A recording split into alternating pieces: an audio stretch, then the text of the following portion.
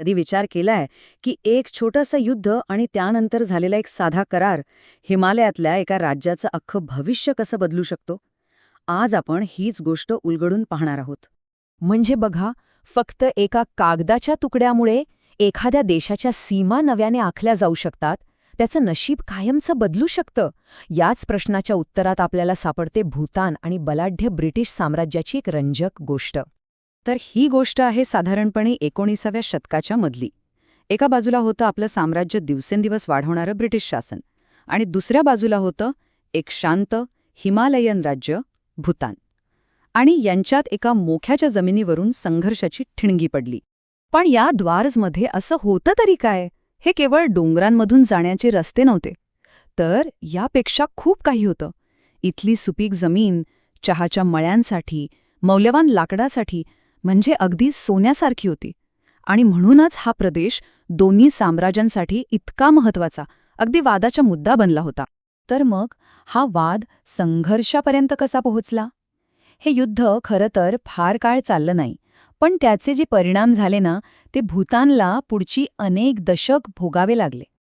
हे बघा, 1863 मध्ये एक छोटीशी चकमक सुरू झाली, पण पाहता पाहता या छोट्याशा ठिणगीने मोठ्या युद्धाचं रूप घेतलं.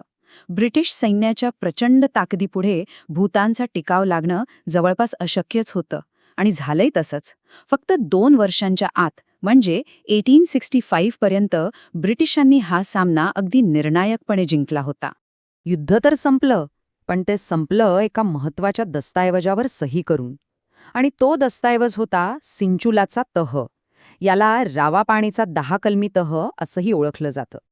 आता या तहाच्या अटी अगदी सरळ आणि सोप्या होत्या. म्हणजे त्या काळातल्या वसाहतवादी सौद्याचं हे एक उत्तम उदाहरणच म्हणा ना.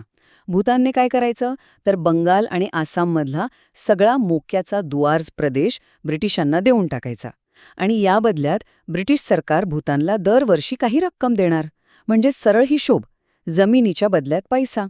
आणि ती रक्कम किती होती, तर 50,000 रुपये. हीच ती किंमत होती जी ब्रिटिशांनी एका अत्यंत महत्वाच्या सीमेवर आपलं नियंत्रण मिळवण्यासाठी मोजली होती. बरं, करार तर झाला, पण या करारामुळे त्या प्रदेशातलं सत्तेचं जे गणित होतं ते कसं बदललं? त्याचा राजकारणावर नेमका काय परिणाम झाला, आता ते पाहूया. या तहाचा परिणाम अगदी स्पष्ट होता. एका बाजूला फायदा, तर दुसऱ्या बाजूला मोठं नुकसान. ब्रिटिशांना काय मिळालं, तर हिमालयातल्या सीमेवर त्यांचं नियंत्रण आणखी मजबूत झालं. मौल्यवान प्रदेश आणि महत्त्वाचे मार्ग त्यांच्या ताब्यात आले.